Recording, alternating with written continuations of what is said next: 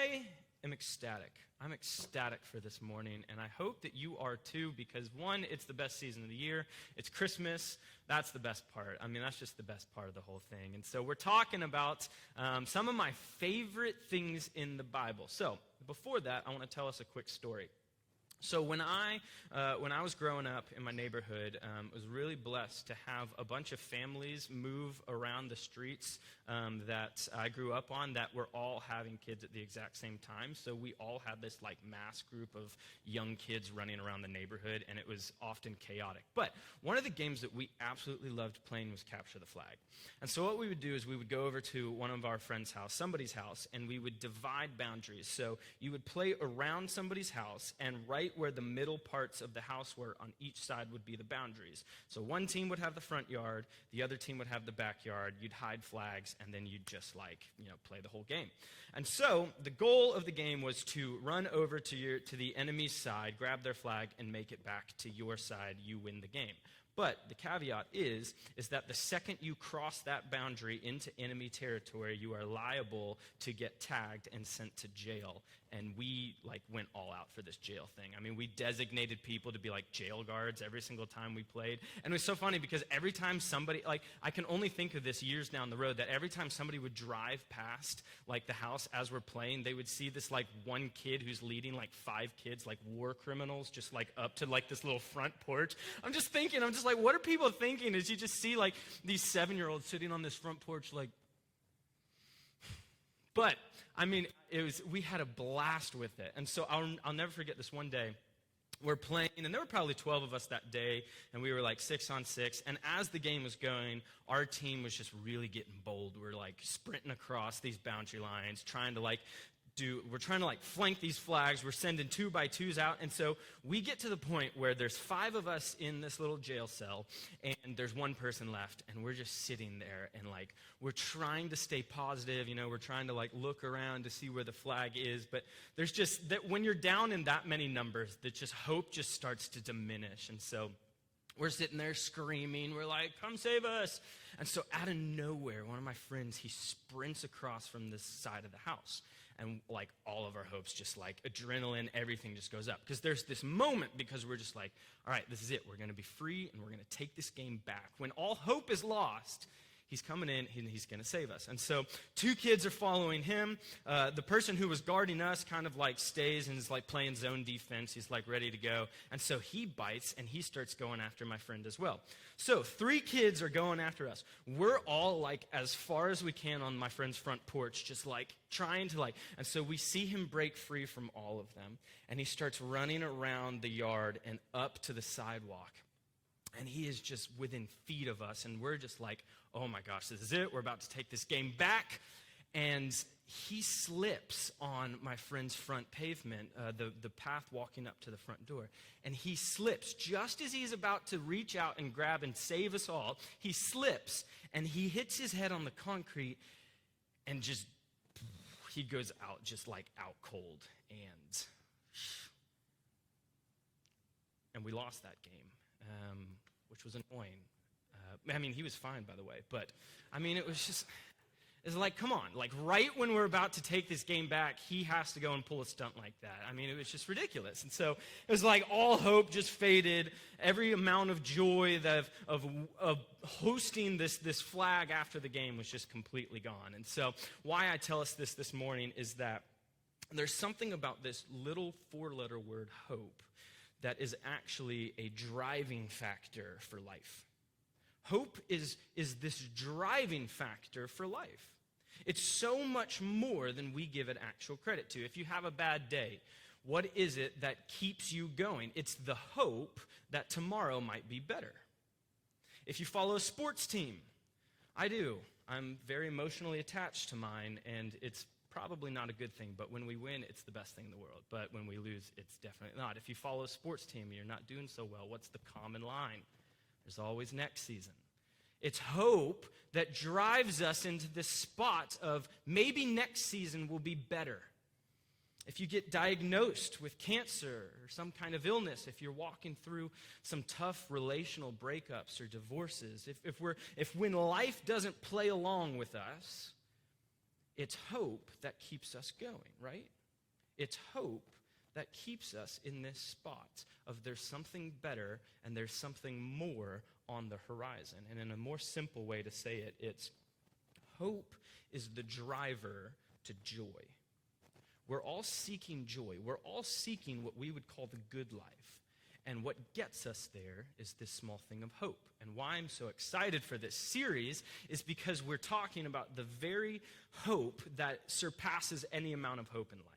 It's the hope that the Bible, the narrative of the Bible, has been talking about since the very beginning of creation and is going to drive us into the very end. It's this hope of this guy, Jesus, who would change the way life is supposed to be lived back into this original spot. And so why I'm super excited, for instance, is we're not just talking about the gospel story. We're not just talking about the nativity scene, but we're going into all of our favorite books of the Bible. I mean, for the next few weeks, we're going to be talking about Isaiah and Jeremiah and Malachi, because I know all of us are intently reading those day in and day out. But seriously, it's going to be amazing because how God orchestrates this story and this narrative of the Bible, we're going to be looking at these guys who are preaching and speaking almost 2,500 years ago. And it's going to be absolutely amazing. So before that, I want to read a quote that one of my seminary professors, he said, one of the last classes I took in seminary was a class on the book of Isaiah. And he sent this as the last day. He was just like, hey, loved having everybody in class. And then he says this thing, and it slapped me in the face. I don't know why. So he said this: I would just take a moment and encourage you to preach and teach from Isaiah.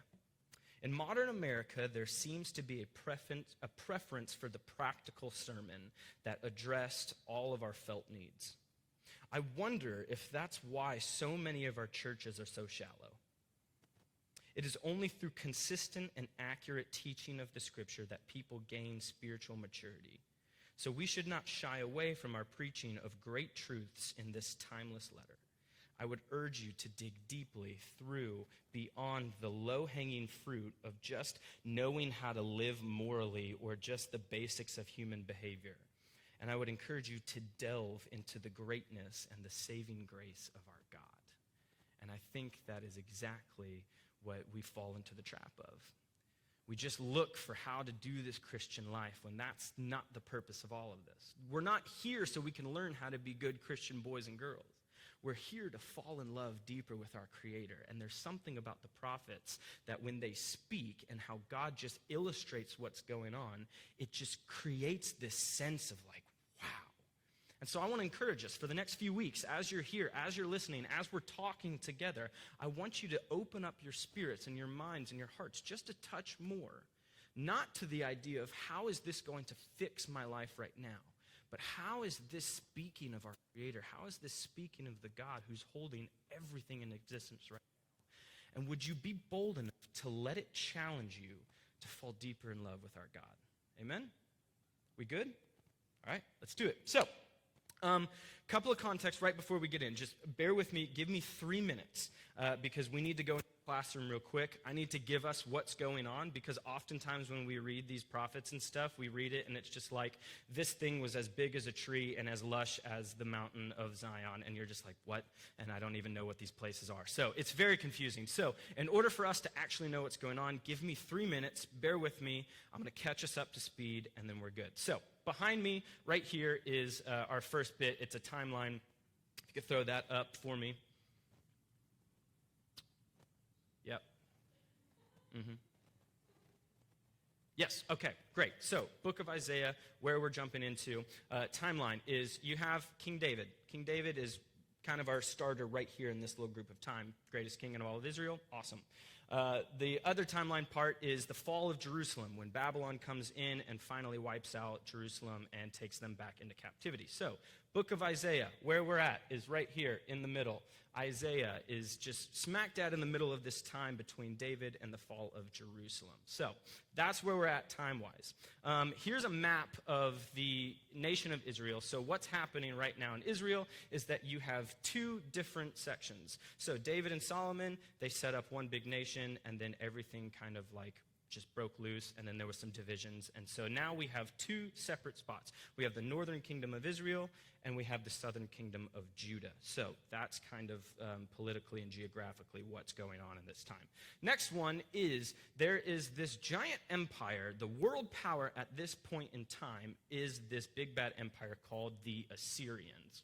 And so the Assyrians have been taking over for the last, I'd say, 200 years. They've been taking over all of this land. So Egypt, very big in the Bible. They were a world power. Babylon, which will come up, which is right over here. So the Assyrians, right now, they are on the board. They took control of the world. And so a lot of Isaiah revolves around this big, bad empire. They're coming down to Judah. They've already taken out the northern kingdom of Israel. Everyone's losing their minds in Jerusalem because they're about to be conquered, and everyone's just freaking out. So then we get to these people. They are called the prophets. And basically the prophets, what their role is to be the mouthpiece for God. A prophet is somebody who God has said, hey, I need you to go and tell everybody else the words that I'm saying. So sometimes they're just average people who are walking around like everyone's going to die, turn back to God. Or they're priests that God might fill with his spirit and say, hey, I need you to go to the kings. I need you to go to these people and tell them, hey, you're straying away. You're rejecting me. I need you to come back or else bad things are going to happen. And then finally, we get to this point of the chapters of Isaiah that we're going to be looking at. So there's this middle part between Isaiah 29 and 34. Assyria's coming down.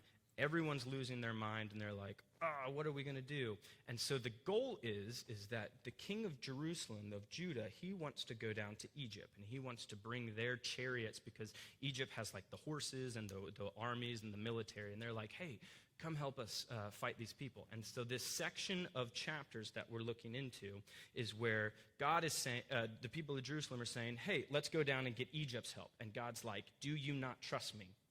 Why would you go down to Egypt? Am I not bigger than Egypt? Here's what's going to happen if you do that. Do you not understand that I'm God, you're my people, all of that good stuff?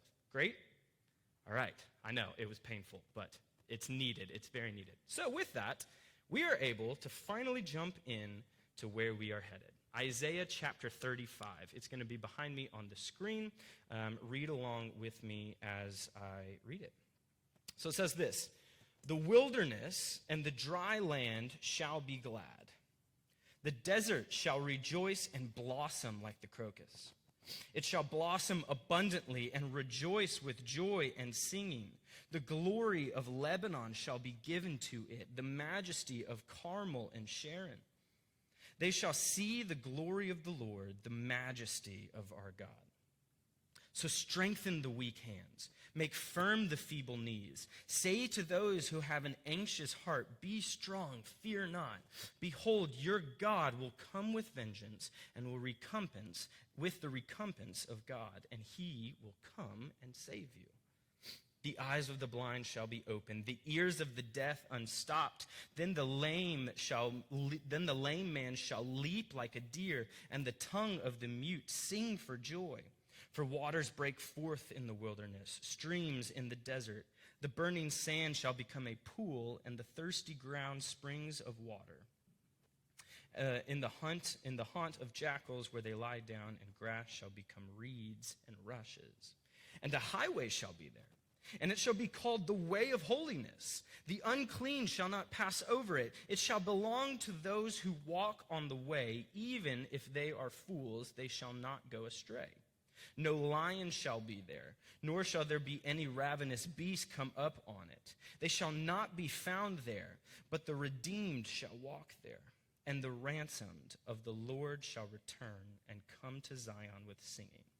Everlasting joy shall be upon their heads, and they shall obtain gladness and joy, and sorrow and sighing shall flee away. And that's why this is our favorite book, right? Because we read that and we're like, what is happening? And the prophets do this thing. They make you think. Really the word here is just, it's a lot of poetry. It's a lot of metaphor that God is using both in this time, and what the Old or the New Testament writers believe is that there's significance to these words. And that's the thing about prophecy that we need to understand, is that prophecy is this timeless thing. It was written in a time that Isaiah is talking about for Jerusalem, who's about to be invaded. God's going to come save. And it's also, prophecy is written and believed that it's more than just for this time. That the New Testament writers will equate this to Jesus, and they will equate it to the fact of this isn't just a single event kind of wording right here, what's being spoken of this message. And so that's what we need to understand about prophecy, is that it is both immediately for the present circumstances, but there's also some really amazing spiritual implications that transcend this boundary of time, and it's amazing. So we get into it. First part is this huge theme in the prophecy of Isaiah. It's this idea that there is land that is just barren. There's no life in it. It's like a desert. But somehow, what God does is he will take that land and he will turn it into this life-fold of abundance of vegetation and crop and everything. And it's this huge theme that stretches across the entire book of what Isaiah is talking about. And if you think about it, the same theme is kind of present throughout the entirety of Scripture, right? Let's go back to the very beginning. Like, what happens at the very beginning of the Bible? How does God create the world and bring everything into order? What's said about the earth, right? It's formless and it's void. But then all of a sudden, God starts to work. And he starts to speak things, and things start coming into being. And then we're left with this earth full of people and this rich garden and abundance of vegetation. And so we're not necessarily just talking about some like cool nature things. We're really talking about the nature of God himself. And so Isaiah's big point for saying all these things is what he's describing is actually the very nature of God. You see, it's God's nature to take something that's barren, lifeless, has no potential for anything, and to turn it into this life-filled, abundant, rich, and just prosperous place. And so what he's saying about this area of Jerusalem is that though things are going to happen, Assyria might be coming down, and later Babylon's going to come in and really do the final work, lay waste to everything, the city, the temple, the land, it's just going to be useless. That's what you do when you go and conquest another city. You don't want them to rebuild. You don't want them to have a chance at being a people again. So you lay waste to everything. And so it's this prophecy that Isaiah is saying is that don't worry, Israel. Don't worry. Though things might be bleak and things might end up just absolutely lifeless and barren, God is a God that takes the barren and he turns it into life and he turns it into abundance. So we heard about some of these things, Lebanon, Carmel, Sharon, obviously these things in these places that we don't know. And so what God is saying, or what Isaiah is saying, is he's going to turn Israel back into Lebanon. Lebanon was rich for these massive forests of cedar trees. Mount Carmel was this mountain in the strip of Israel right up north, and it was just rich of just an abundance of crops and fruit, and people would go and they would harvest there, and it would be just a land of being fertile. And then Sharon is this plain right along the Mediterranean Sea, and people would go there to raise cattle and to harvest because it was just this rich land. And so this imagery that we're getting is more of this aspect of God taking nothing and turning it into something. But then Isaiah says something really interesting here. He says that the people would end up seeing the glory of God. Now, there's something profound here that I want us to see. Here's a picture of our, I think he's 16th president? Yeah. So here's a picture of Abraham Lincoln. Now, tell me this. Is this actually Abraham Lincoln? Like, is this the man of Abraham Lincoln? No. This is just a rock that's shaped in the form of Abraham Lincoln. But there's something interesting about what this is. Why, when we look at this, what are we supposed to think of? What are we supposed to feel? We're supposed to look at that statue and say, that, and what comes to mind is everything that Abraham Lincoln was about. We're supposed to look at this and see and remember the stories and the history behind it, that when we see this, we'll see who he is, what we know about him. In a sense, this statue is the glory of Abraham Lincoln. Because when we look at it, we're supposed to think and see everything that he was about. And so what God is saying through Isaiah in this point of when you see these places of life, when you see these places of abundance, you're seeing the glory of God. That when you see life come out of nothing, what you're supposed to think and feel and resonate with is that's not just some natural growing of crops or growing of plants. It's supposed to be the very nature of God, that people will see God's nature of bringing life into something. So people will see God through how he brings life. But the cool thing is, it doesn't stop there. So, the glory of God's people. So where does Isaiah go next? Strengthen the weak hands. Firm up those knees. Tell each other, do not fear, for God's going to come with vengeance, and he will save you. So not only are people going to see God through the land, but there's something more impactful here, is that the people are actually going to see God through themselves. Isaiah is going to turn people's gaze to themselves, and it's amazing. Fear not, God will come to save you. Now, if you're about to be attacked by a neighboring nation, this is probably the greatest message that you can hear, right? Like, God's going to save us. Don't worry, everything's good. We're not going to be sent. We're not going to be conquered and then enslaved, and then our city and everything's going to be destroyed or anything. And so it's this assurance that God sees everybody, and that through his people they're going to see more of his glory. Now, what's interesting is that this saving language also appears elsewhere, right? Let's go to John 3:16. The New Testament, there's this guy Jesus. He comes onto the scene, and what he says is that for God so loved the world that he gave his one and only Son, and that whoever might believe in him shall not perish but have everlasting life. Verse 17, for God did not send his Son into the world to condemn it, but to do what? To save it through him. The people will see the glory of God. They will see God save them. And it's this prophetic message that transcends the boundaries of time. And here Jesus is making the exact same claim. I am God's Son who has been sent to save the world. But who is Jesus? Who is he? Well, Paul says in Colossians that Jesus is the image of the invisible God. The author of Hebrews says that Jesus is the radiance of his glory and the exact representation of his nature. And he upholds all things by the word of his power. Do you see what's going on here? There's this image that the people of Israel will see God bring life back into barrenness. Jesus makes this same thing. When they see Jesus, who do they see? The glory of everything God is in this man. Of somebody who takes lifeless things and brings life into situations that are barren and should have no life in them. It's amazing, right? Does that not stir something in us? Let's keep going. Jesus, he shows us all the glory of God. How is he going to show us? How is he going to bring? Well, Isaiah says is that the land will be just rich and prosperous and abundance. Well, what are the people going to see? How is God's glory going to be seen through people? We get Isaiah. He says that the eyes of the blind are going to be open. That the lame are going to be walking again. They're going to be healed. The deaf are going to hear. The dead are going to be raised. We see that the lame man shall leap like a deer. All of these things that if you've read the gospel, what? They're coming to fruition. The glory, the image of God is bringing life back into barren and deserted places.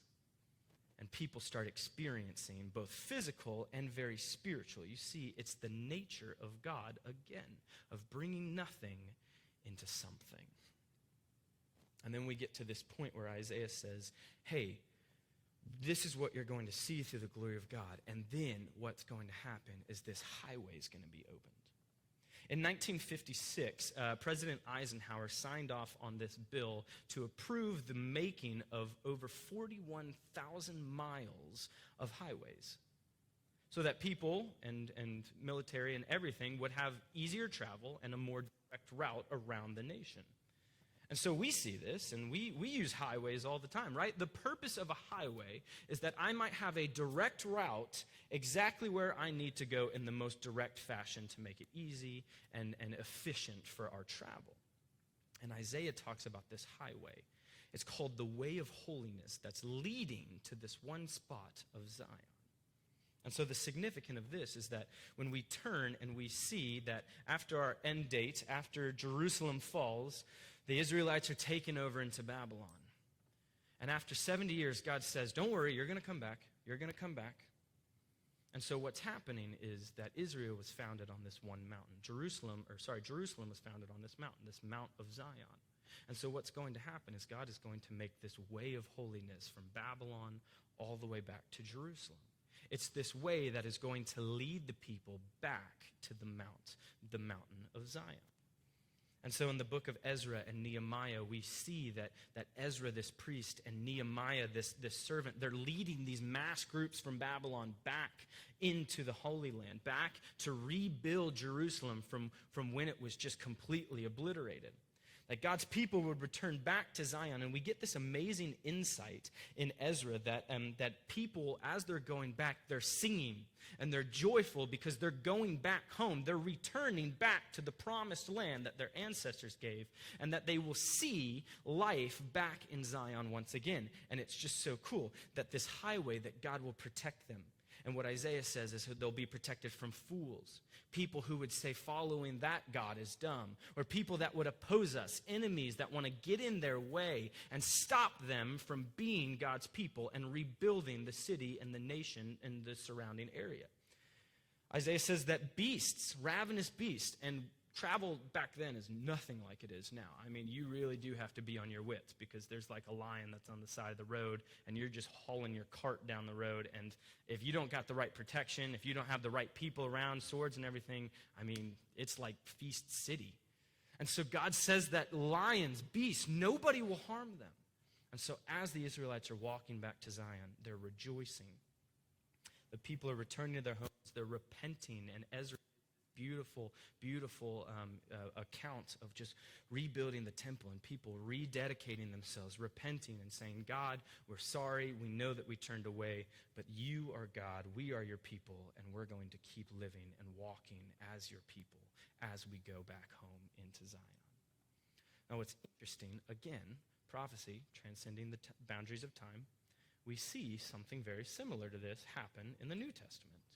Right? The gospel authors will equate something Isaiah says, and the gospel authors will say, hey, what Isaiah is talking about right here is actually in representation of this guy, Jesus. And so we get this saying from Isaiah 40. It talks about what the New Testament says. This is actually talking about John the Baptist and Jesus. And so Isaiah says this, that a voice of one calling in the wilderness, prepare the way for the Lord. Make straight in the desert a highway for our God. And Jesus will go on and validate this claim in John 14. You know what I'm talking about? What is Jesus going to say about being a highway? He's going to say, I am the way, I am the truth, and I am the life. And so this is the amazingness of the prophets, right? That everything might be specifically for the Israelites in the time of Isaiah, but what's crazy is that people thousands of years down the line would say, no, that's actually about Jesus as well. And it's this amazing thing that Jesus himself will claim, this is who was actually being written for. I'm the one, I am the way, and I am the truth into this path of holiness to the city of Zion. So, how do we wrap it up? This is the amazing part. Ready? Just hold on to your seats. This is the cool part. So, Jesus is himself, yes. Jesus himself and his apostles will all be crazy enough to believe that Jesus is the fulfillment of all of this Old Testament stuff. But we're not finished yet. And that's the amazing part. Let me read something to you out of the book of Revelation. Revelation 21. John is having this vision of what's happening at the end times as God finally takes back his world. He destroys evil. He destroys the Satan. He destroys the accuser once and for all. And finally, John is seeing this image of what actually happens when all of earth will be replenished. Jerusalem, heaven, all of that's going to be restored. John says this. Then I saw a new heaven and a new earth. For the first heaven and the first earth had passed away, and there was no more sea. I saw the holy city of Jerusalem, the new Jerusalem, coming down out of heaven from God, prepared as a bride adorned for her husband. And I heard a loud voice from the throne saying, "See, the home of God is among mortals. He will dwell with them as their God, and they will be his peoples. And God himself will be with them. He will wipe every tear from their eyes. Death will be no more. Mourning and crying and pain will be no more, for the first things have passed away." And the one who was seated on the throne said, "See, I am making all things new." He said, "Write this, for these words are trustworthy." Then he said to me, "It is done. I am the Alpha and the Omega, the beginning and the end. To the thirsty I will give water as a gift from the spring of the water of life. Those who conquer will inherit these things, and I will be their God, and they will be my children. But as for the cowardly and the faithless and the polluted and the murderers, the fornicators and the sorcerers, the idolaters, the liars, and on and on and on, their place will be in the lake that burns with fire of sulfur, which is the second death." And then we get to the point where he's talking about him seeing what's actually going on. The angel who talked to me, I saw no temple in the city, for its temple is the Lord God Almighty, and then the Lamb. And the city has no more need of sun or moon to shine on it, for the glory of God is its light, and its lamp is the Lamb. And the nations will walk by its light, and the kings of the earth will bring forever their glory into it. Its gates will never be shut by day, and there will be no more night there. And people will bring into it the glory and the honor of the nations. Nothing unclean will enter it, nor anyone who practices abomination or falsehood. Do you see what's going on here? And this is the beautifulness of prophecy. It's that as a Christian, we take on this very nature of God, of being outside of time. And I mean this, is that when you become a Christian, when your life and your spirit resonates with the message of Jesus, and you give your life over, Jesus says that we will be reborn into brand new kinds of humans. And in that moment, we actually take on the very nature of God. We transcend the boundaries of time. And this is what I mean. To the past, what we read about prophecy and the time that it was written, what we know about our past is that when we come into this beautifulness of knowing Jesus, the loving kindness of God covers our old selves before we knew him and makes us brand new. He covers our past. He covers the ways in which we were against God, in the ways that we defiled the ways of holiness by chasing just the things that we wanted to do. Our past is covered and cleansed and transcended. So as a Christian, we live in the past where God has made all things clean. To the present, God has saved us. The Spirit of God himself comes into the Christian and intertwines himself with our spirits, bringing new life, bringing lushness to a desert, to a barren wasteland that was nothing but death, but now bringing it into the life. And to the present, we walk now in this new way of life. We walk on the way of holiness towards our future, towards our God in this brand new life-filled way. And to the future, finally, the lame and the blind and the deaf, and one day all of our physical bodies will be completely healed. We have this hope that as we walk on the way of holiness, that our future, and what Revelations will say, is in the city of Zion, on Jerusalem. And what God will say is that all these people will be gathered together in this new earth, and his name will be written on our foreheads. We will be labeled with him. And we have hope, and our joy will be complete in the time that God has brought us all together to live forever and ever and ever with him. Isn't that amazing? So sure, this message this morning isn't like, hey, I feel this way, or I'm walking through this crisis. How in the world am I supposed? But what if just knowing God just a touch bit more and falling in love with our Creator through the complex and so crazy detailed way about how God has been orchestrating history, and then gives us this book with all of these people's experience of how God is talking and saying and leading us? What if that was enough for our lives to make sense? Is just knowing God and falling in love with our Creator through this redemptive work of Jesus is that enough to keep us in line on our way to the holy city of Zion? And so as I pray, as we wrap this up, my prayer really is over the next few weeks that we would take this Christmas season a little bit differently.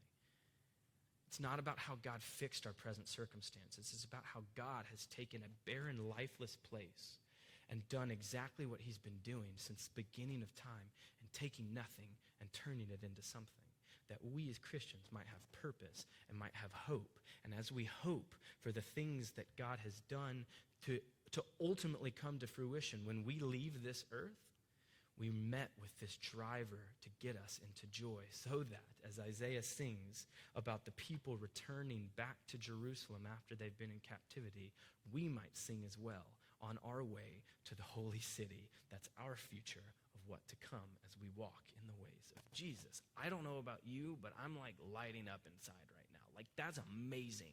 Like, we can't not just be like, wow, that's God. That's who we're chasing.